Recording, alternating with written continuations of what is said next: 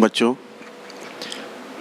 कल आप लोगों ने जो पढ़ा था, आपने बताया कि स्कंदन के लिए हार्डी-शूल्य नियम उस कुछ पॉइंट्स पढ़े थे। तो आज हम लोग पढ़ेंगे रक्षण तथा रक्षी कोलाइड। ठीक है, तो रक्षण आपको पता ही चल गया होगा नाम से कि रक्षा करना है, रक्षा करने की क्रिया को कहेंगे रक्षण। और रक्षी कोलाइड वो कोलाइड होगा जो रक्षा करता है। ठीक है, रक्षा करने वाला रक्षी कोलाइड और रक्षा करने की क्रिया को कहेंगे रक्षण। तो हमें ये मालूम होना चाहिए कि दो प्रकार के कोलाइडी विलयन होते हैं।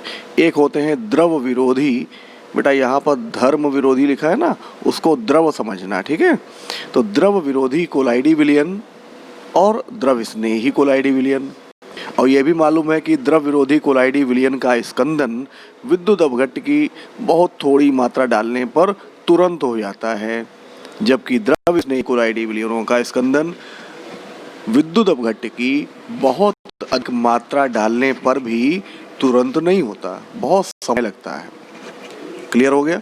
तो द्रव विरोधी कोलाइडी विलयन का विद्युत अपघट्ट द्वारा स्कंदन होने से बचाने के लिए द्रव स्नेही कोलाइड की थोड़ी मात्रा मिला दी जाती है, जिससे द्रव स्नेही कोलाइड द्रव विरोधी कोलाइड के चारों ओर एक रक्षात्मक आवरण बना लेता है और इस प्रकार द्रव विरोधी कोलाइड की विद्युत अपघट्ट द्वारा स्कंदन होने से रक्षा हो जाती है। समझ में आया? तो यहाँ पर किसकी रक्षा हुई? द्रव विरोधी कोलाइड की। किसने की? द्रव स्नेही ने की। ऐसे की द्रव स्नेही द्रव विरोधी कोलाइड के चारों तरफ एकत्र हो गया, इस प्रकार से द्रव विरोधी कोलाइड की रक्षा हुई। इतना समझ गए?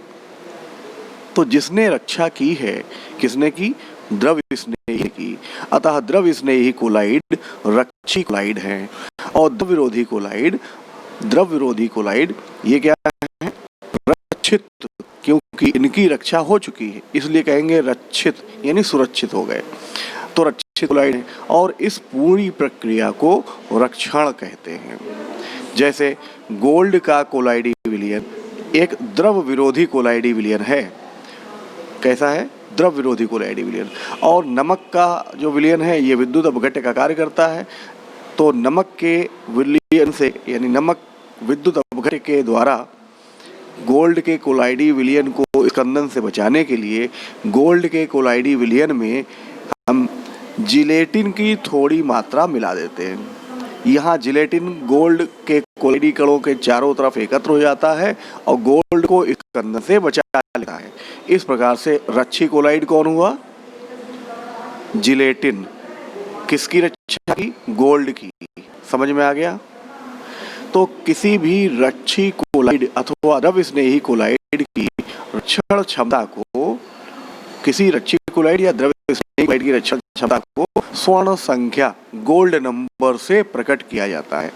तो पहले इतना हमने बताया, इसको आप समझ लें अच्छे से। ठीक है?